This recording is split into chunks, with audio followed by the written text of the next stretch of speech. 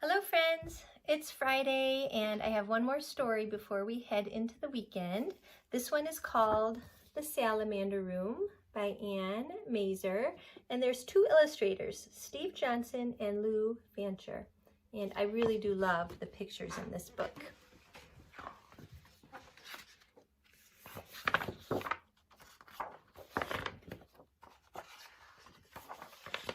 The Salamander Room.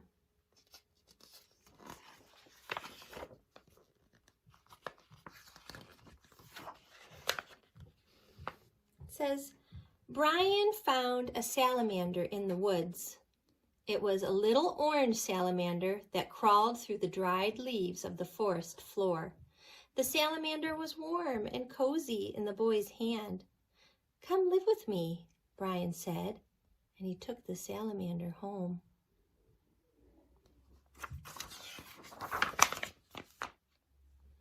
Where will he sleep? His mother asked. I will make him a salamander bed to sleep in. I will cover him with leaves that are fresh and green. I will bring moss that looks like little stars to be a pillow for his head. I will bring crickets to sing him to sleep and bullfrogs to tell him goodnight stories.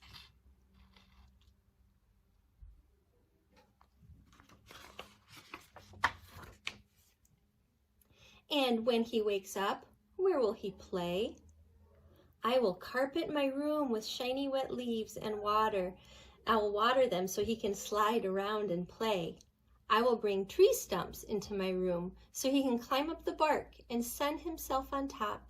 And I will bring boulders that he can creep over.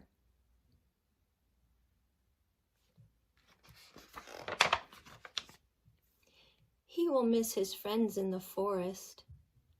Well, I will bring him salamander friends to play with him.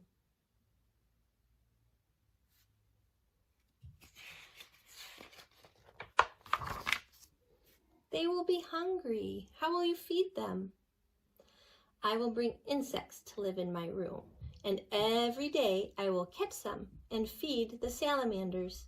And I will make little pools of water on top of the boulders so they can drink whenever they are thirsty.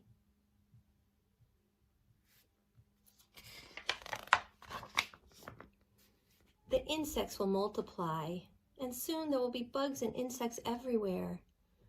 Well, I will find birds to eat the extra bugs and insects, and the bullfrogs will eat them too.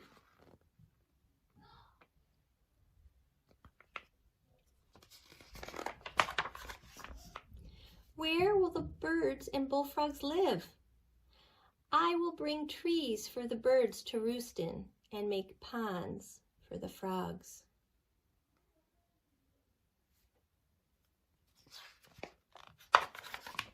Birds need to fly. We can lift off the ceiling. They will sail out into the sky, but they will come back to my room when it is time for dinner because they will know that the biggest, juiciest insects are there.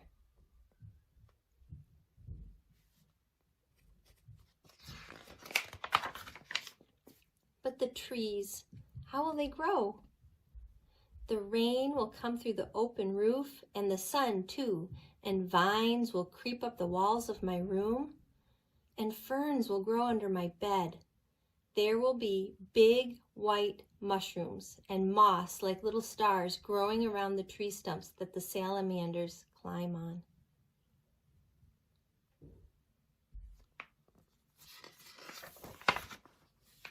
And you, where will you sleep? I will sleep on a bed under the stars with the moon shining through the green leaves of the trees. Owls will hoot and crickets will sing, and next to me, on the boulder with his head resting on soft moss, the salamander will sleep.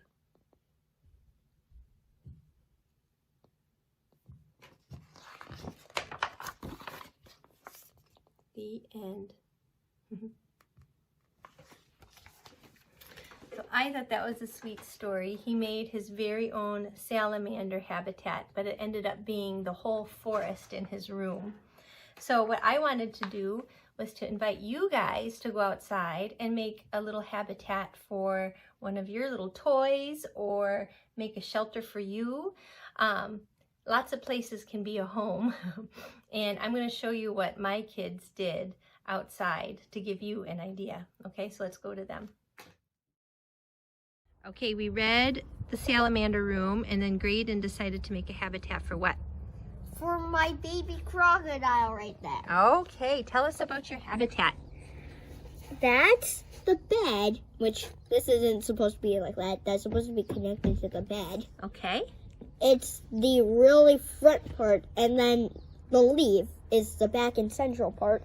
This piece here, this piece of wood, this big piece of wood here is the blanket. That small piece of wood is the pillow. That's the sunbathing system. That's the water system. Okay. That's the food system. Love it. Can you show us how he looks when he goes to bed?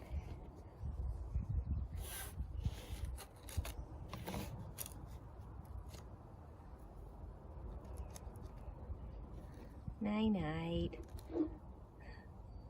Okay, thanks, Graydon. He fits snug in there. Okay, Avery's going to tell us about her little habitat she made. So, these are for bees, and then this is a little bridge if they climb up, and then they jump to here, and then they go up, and then they can sit on this, and then they can also go all the way up there. And then these seeds are for birds to eat, and if it rains at all, and the water's still in here, then birds can take a bath. And then why ropes, like string is here, it's because we tied it up so it won't collapse. Okay. And that's the entrance. That is lovely. Thank you, Avery, for showing us your creation. Okay, so I hope that gives you some ideas of what you can make in your own backyard. Try to make a little habitat for something. And I said lots of places make a home. So before we go, I want to leave you with one more book. It's called Castles, Caves, and Honeycombs by Linda Ashman, and Lauren Stringer drew the pictures. And this is going to show you all different kinds of animal habitats.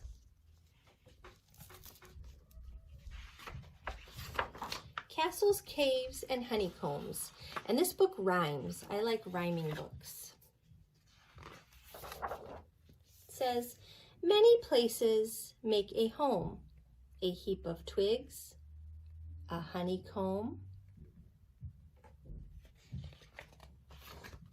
a castle with a tower or two, an eyrie with a bird's eye view, a silky web, a sandy dune, a room inside a warm cocoon, a chamber in a snowy mound, a busy town beneath the ground, a silent cave, a secret den, a warren in a grassy glen,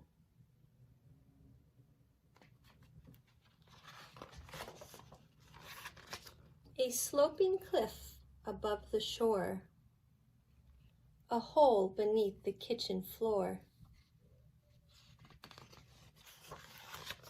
a rocky pit, an armor case, a shell that's carried place to place,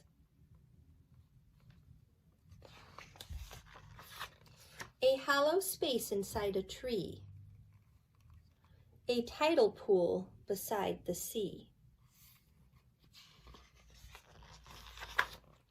a home's a house, a den, a nest,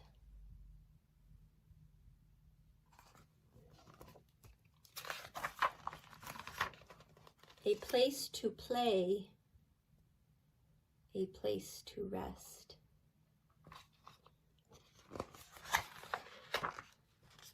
a place to share, a place to hug, A home is someplace safe and snug. That's the end. I hope you enjoyed our stories. And if you do make some little habitat outside, send me some pictures and I'll share them with our friends here. And you can always email me at Kris, K-R-I-S, @explorenaturetogether.com. And I hope you all have a wonderful weekend. We'll be back on Monday. Bye, friends.